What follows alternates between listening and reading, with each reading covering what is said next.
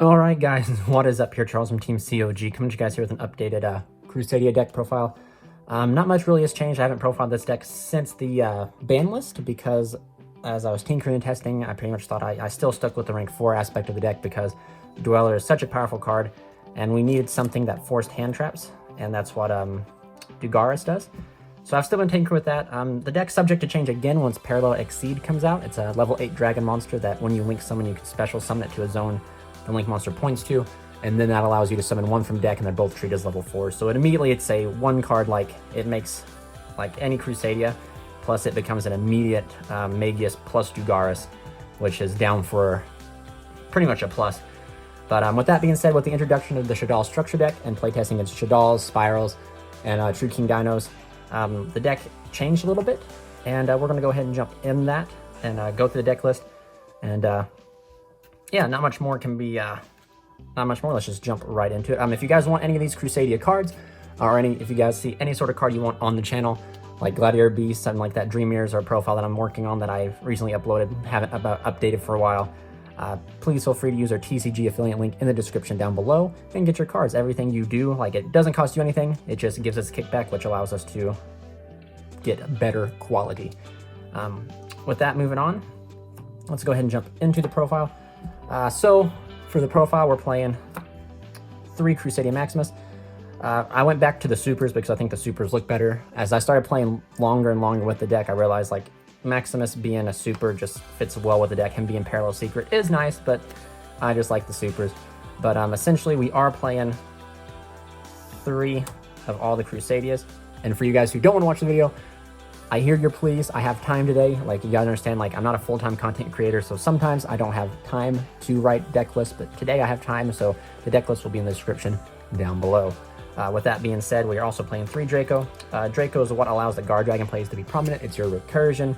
It's just a great card. A lot of your 2-card combos that end you on, like, equal max with a for sure negate and then a negate with either Dragster or Dweller somehow work with these 3 cards right here. Continuing on, we do play 3 Reclusia. Reclusia is just another name, but for going second, it applies pretty good pressure. And then for the final card we play is 3 Leonis. Leonis is really good because it has piercing and Shaddolls set cards. We're back into that, and sometimes like you will have situations where you will just whap over a Shaddol with an equal max boosted by Maximus and Leonis, and that'll be game. But that's it for the Crusadias. Not much has changed. I really don't think I'll change anything. I'm going to be honest with you guys. My OCD is kicking in, sorry. Oh my. Nothing will really change. Like, this deck hardcore loses when you don't see a Crusadia. So, like, with that being said, you need to see a Crusadia in your opening hand in order to even play the game. And you maximize on all the Crusadias. So, like, they will, like, statistically, you should not see a hand like that often, like 1 in every like 100 hands. But if you're me, you're going to see that hand, like, take that times 4, excuse me, take that times 10, then like 10 out of your 100 hands you'll have a hand where that's unplayable, and you want to play the game of Yu-Gi-Oh! That's why we play it. To up the count, you could potentially play Sangan with Almirage and pretty much up the amount of Crusadias that you're playing. But other than that, like, there's not much that can be done. Sometimes there'll be hands you see no Crusadias, sometimes there'll be hands you see all Crusadias, and that's just how it's going to be. But like I said, that's it. 12 Crusadias, 3, 6, 9, 10, 12. Nothing much I would really change. If you guys don't know, Maximus is my favorite. Crusadia, or Paladin of Vast Skies was his OCG name, and I wish they would have kept it. But Maximus is my favorite.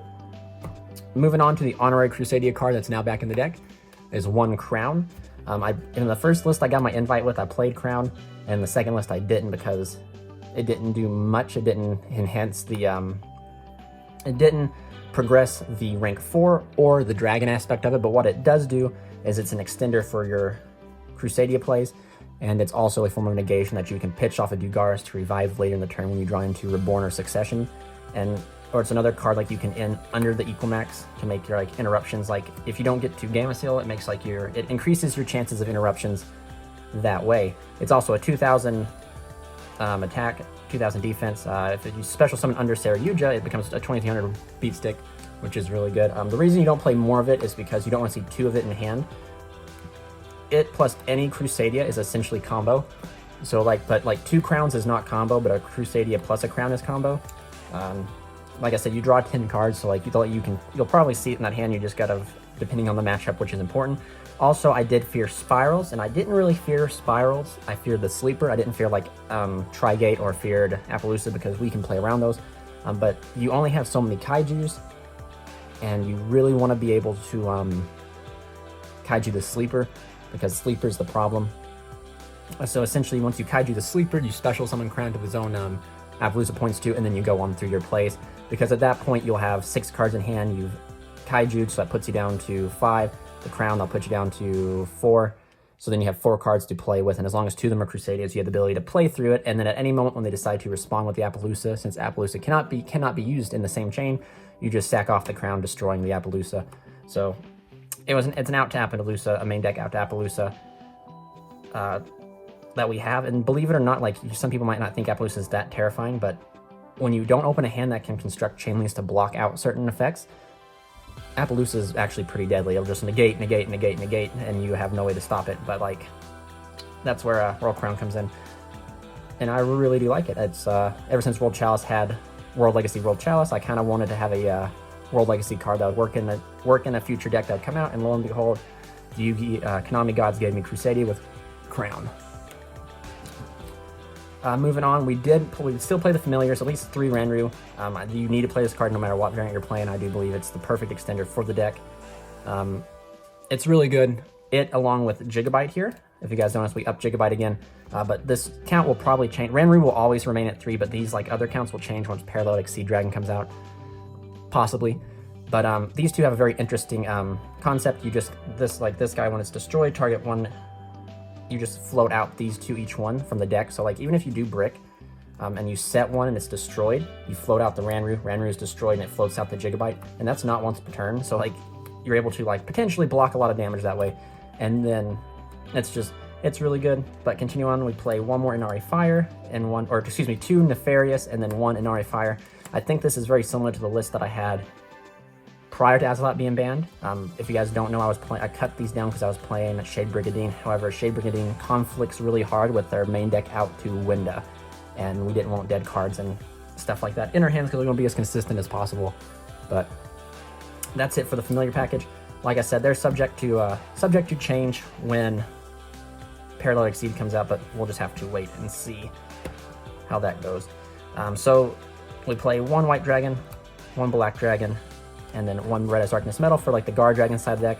Darkness Metal, self-explanatory, we wouldn't have the Guard Dragon if we didn't have this. Black Dragon, because Black Dragon's an extender going first, and White Dragon. So let's talk about White Dragon. If you guys have seen my local reports, you know I flippin' hate this card.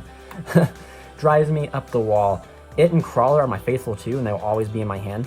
So like, the difference between these 2 is this card is dead in your hand until you get to LP, and at that point you want to have an extender in your hand, so like, you need this to be something else. The only thing that makes these 2 cards worth playing is the fact that this is an extender regardless, and they both search each other out. If it was up to me, and maybe when Paralotic Sea comes out, I will cut these guys completely. I'm not kidding. Like, I won't even keep Black Dragon, even though Black Dragon's so good. This guy is just, I'm so sick of seeing him in my hand. If this guy is Paralotic Sea Dragon, it's still a card I can play.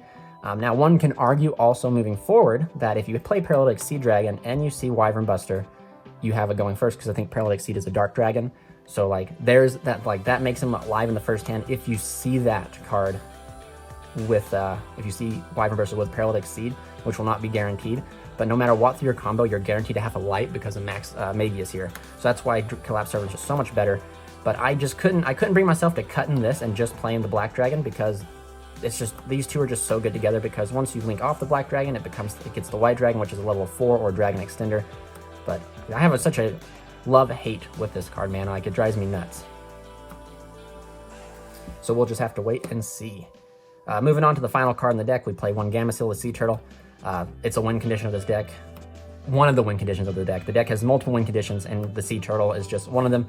Another one of our 2 more of our win conditions is we go second in 1 Punch, which comes in with the side deck, and then, which I will also show you in this video. And then we also have the ability to construct a very powerful board without the Sea Turtle, which is equal max with Dawn Dragster and a Abyss Dweller, and now that we have Crown in here, you can also throw Crown in the mix, so you end on almost 4 interruptions if you happen to see the Crown or draw into the Crown. But why not play this the most successful? Like, even if your board just ends, almost no deck can, like, outside of like having like raw spear mode, like no deck can like wholeheartedly beat the turtle because of the counters and everything that it gets. It's just too powerful.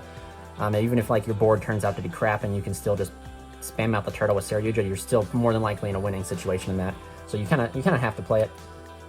But moving on, we play 2 Waterfront and 1 Terraforming. So I cut Rhoda away because I'm scared of Droll. And the problem that I have with Waterfront and Terraforming, not really the problem, the solution, is some people are going to be like, why don't you play 3 Kyotos and cut the Terraforming if you're so scared of Droll if you're going to cut Reinforcements. The difference is that Reinforcements of the army, you activate that, they Droll you, you're done. The difference is if you activate this and they Droll you, they're going to Droll you anyway. Or they're going to Droll you regardless if this was a Waterfront or not. So eventually the card becomes dead no matter what happens. Optimally, you want to get Drolled at the Magius after you search with Magius, because then you can potentially play through Droll. And I've already showed in the video previously on how, like, if you get Drolled when you make Dugaris and they Droll you after the add on the Magius, how you can play through it and how you can on certain boards. But just because, like, Terraforming still, like, deck thins in a sense, and if you activate Terraforming, grab Waterfront and they Droll, they were going to Droll you at the Magius anyway, because Waterfront doesn't become live until Waterfront doesn't come live till after you already search with the Magius. So in that case, you're going to be Drolled no matter what, and the Droll is going to hurt. It's just hindsight, I guess. Like, really, this could be another Waterfront, because you can play through Droll if you get Drolled on the Magius, but you'd get Drolled here, and that really kind of hurts. So I guess hindsight, it's up to you guys. Personally, I like this ratio. I've always liked this ratio. I don't think I'll put in, because even if you open Waterfront and Terraforming, you have the ability to do Terraforming, bait an Ash, get 2 Waterfronts, and then just put 1 back off the Saryuja. But I guess, yeah, it doesn't really matter. Personally, it's up to you guys. I just like this ratio. Moving on, we play 3 Call Buys because theoretically speaking, a lot of combo decks are taking this out, and we should be able to potentially take it out too. However, I am a coward to Ash and Droll and Ogre and Veiler, so I decided to keep it in, just because if my opponent can have one of those cards, they can have multiple, they can have like other hand traps with it. So like, you might be able to play through 1, but you need to be able to play through 2. That's how, like, I like to make the deck be engineered to do, is like 1 hand trap can slow it down but won't stop it. 2 hand traps might be enough, and 3 hand traps is kind of pushing to play through. So Call By just answers one of the hand traps, and I just think it's such an aggressive card for going first and going second, in my opinion. So 3 Call By, wouldn't play any less ever. For the busted one-ofs, Reborn, Succession, and Guard Dragon. Guard Dragon just is super good because it works with Draco and Ranru now. Previously only worked with Draco, so if you saw this in your hand and didn't have a way to get to Draco, this card became dead. But now that we have Ranru, it works with 6 cards instead of just 3. And the reason I decided to play this over 2 Successions, if you guys don't know, if I already explained in previous videos, is because Succession is a hard once per turn, and I wanted it to where if I open multiples, I have the ability to extend farther, and that's what Guard Dragon and Succession does. Whereas if I had 2 Guard Dragons or 2 Successions, one would just be a dead card in my hand. And the point of the strategy I have so far with the deck is just to play through as many hand traps as possible and disruptions. Moving on to the final traps, this is our answer to Winda. It's 2 infinite impermanences. I understand, like, you guys, if you guys don't have that, you should look into the card. I have 3 copies of it. Should have 3 copies of it sitting right here. Let me find it.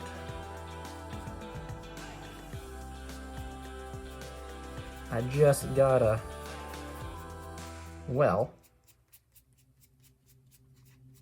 Dukes. It's if you guys can't afford infinite impermanence, you guys can potentially play Forbidden Chalice. Forbidden Chalice is another budget alternative. Also, one of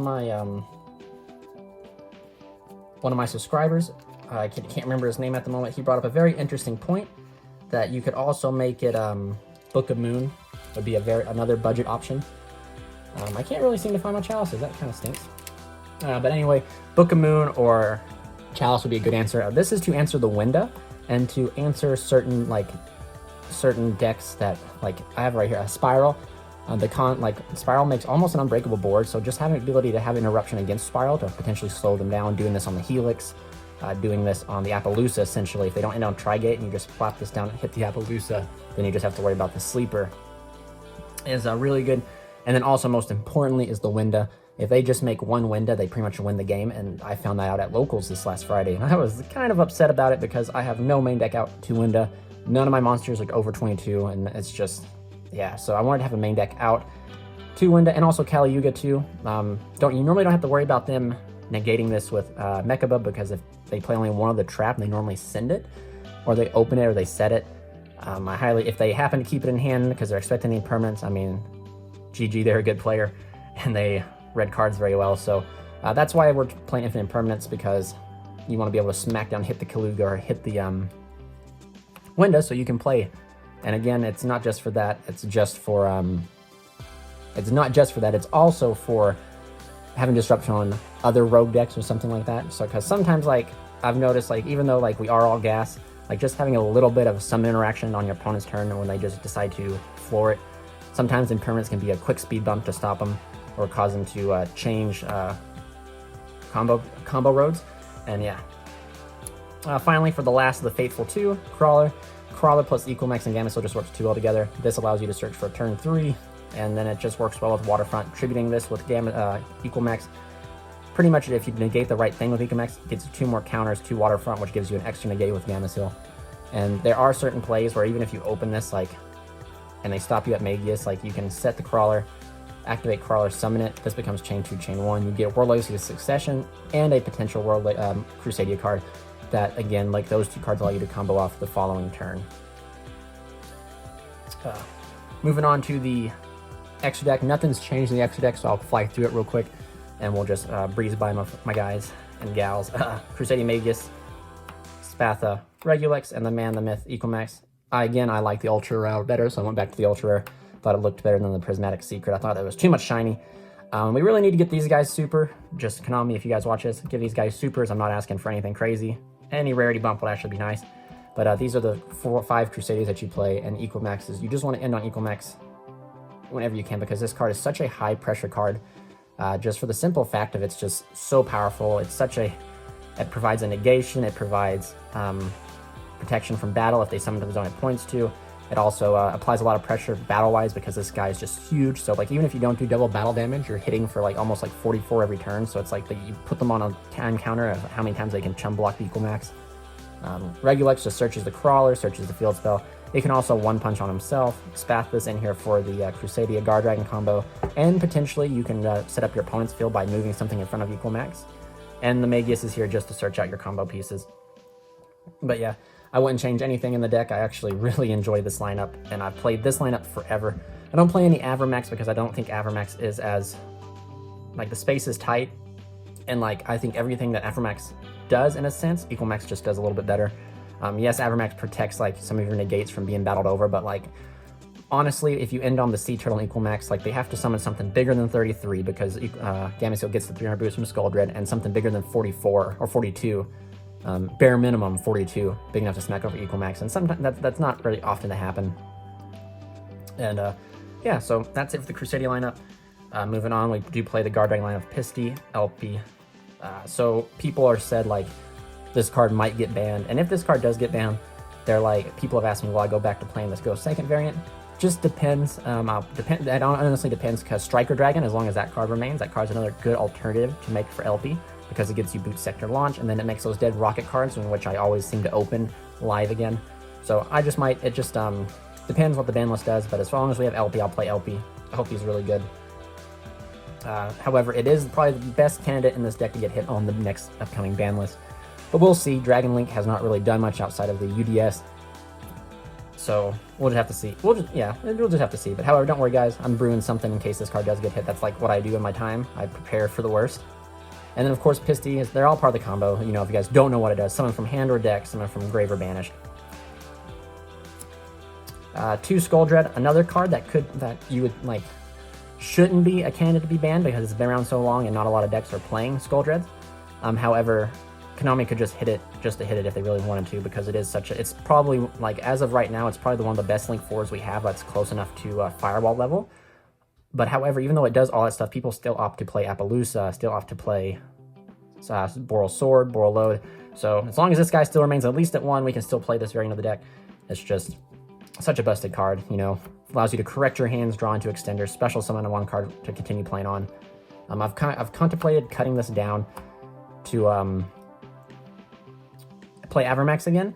However, I have noticed the second Skull Dread is in there not to dig for Waterfront because, like I said, normally you want to see Waterfront in your opening draw with Dagaris or your opening hand, or off your first Skull Dread because the second Skull Dread resources are just kind of thin. That's going to be kind of rough to get out Gamma Seal. However, like I've noticed, like if you don't get to Gamma Seal, you still want to dig with the second Skull Dread so you can potentially get to more combo extenders and combo pieces, so you can end on your board without the turtle. Moving on, 1 Heavenly Spears. I haven't made it. I thought about taking it out for however, I would rather have it, not need it, than need it, not have it. It's a good board you can end on, if you don't get enough Crusadias in your hand to continue on past this point, in which case you can just link these 2 off for Heavenly Spears, and there's a form of interruption on itself, which is why I play it. Also, it is technically a link too, so it can potentially be a stepping stone for Equal-Max if needed, if those hands kind of you link away Pisty and Guard and Dire Pain, or not Pisty and Skull Dread now, into Heavenly Spears, and you can use the red MD into Equal-Max and then make a Dweller underneath it all. So pretty good. Triple Burst Dragon. Triple Burst Dragon actually is pretty good in this format. Smack into the set Shaddolls, or when you send one of the Shaddolls to the graveyard during the damage step, you can negate their effects when they flip and stuff like that. It's really powerful. However, in playtesting, I've noticed that I don't really end on just him.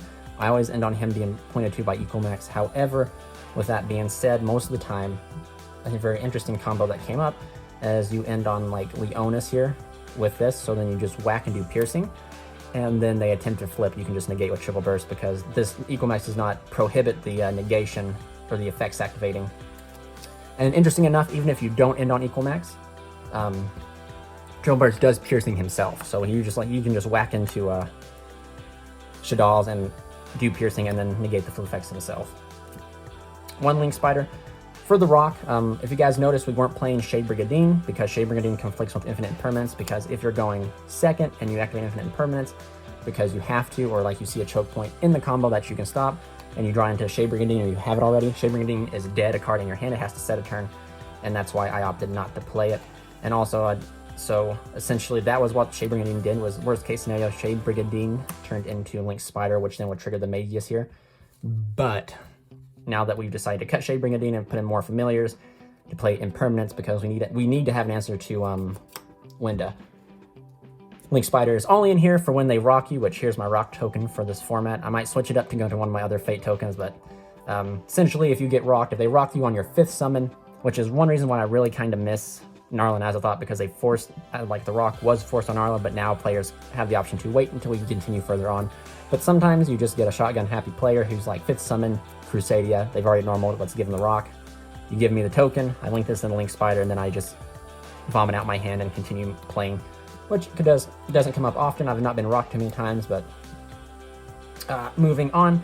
1 Dragster, because we still need to have the option to make it. It's not as strong as it used to be, and I actually prefer to end on this thing only in certain matchups like Altergeist and stuff like that to be able to negate their traps and everything. But other than that, I'm always shooting for Dweller, and Crown in some instances is just way better than Dawn Dragster 2.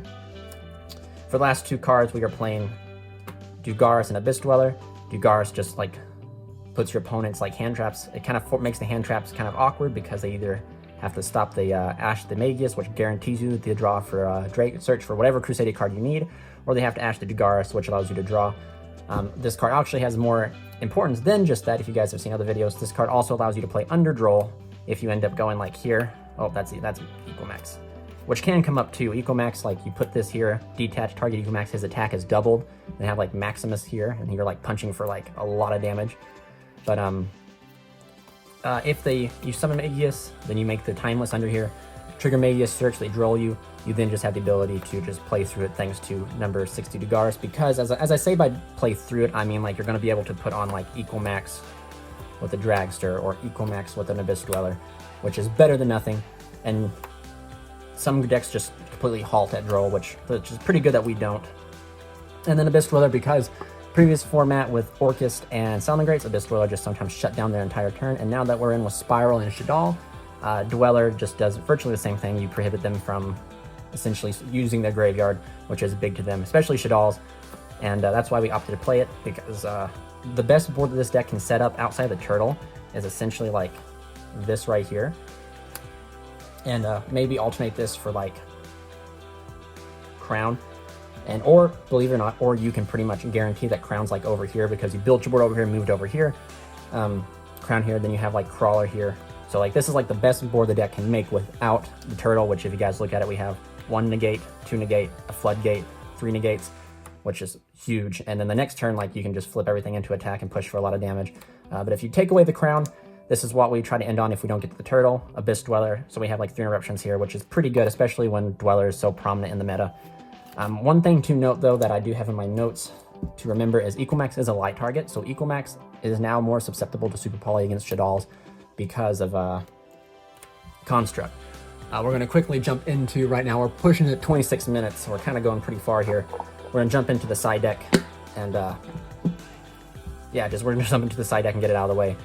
We have 3-dimensional barriers, so this card is actually really important in the side deck because you can just Lunalight XYZs, Shaddolls.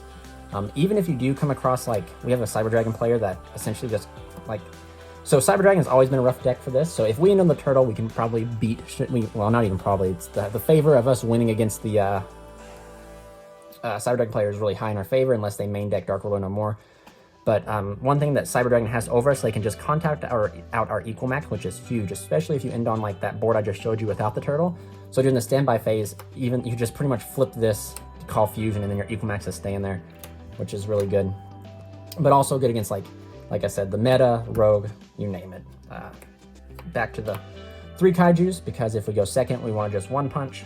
That combos off with Revival. Believe it or not, I kind of do. I got Spear moded, and depending on how prevalent Spear mode is going to be in the meta, I might actually throw in a Winged Dragon or Rod just for the giggles and the ability to put on a 4000 beat stick if I do get Spear moded. But anyway, 3 Twin Twisters because I don't have Lightning Storms, but this right here does the same, virtually does the same thing in certain scenarios. Twin Twisters the back row. 2 Droll, just to stop pretty much Spiral. I fear Spiral, so I want to have something to answer him besides Impermanence. And then 3 Dark Ruler No More. And this is where the conflict happens. Sometimes, like, I don't even want to see the kaijus. I'd rather see Dark Ruler No More and just side in Revival. And then Revival, just whack over everything after Dark Ruler No More. You don't really need the kaijus because they're just in there to 1 punch. So, but that's it for the side deck, guys. Please remember to comment, like, and subscribe. I'm always trying to get back to anybody who comments. Just let me know what you guys think. Let me know your guys' opinions, your guys' thoughts. Let me know what you guys are playing in this format. I know some of you guys are old school OTK players. But without anything else to say, this is Charles and Team COG signing out. See you guys next time.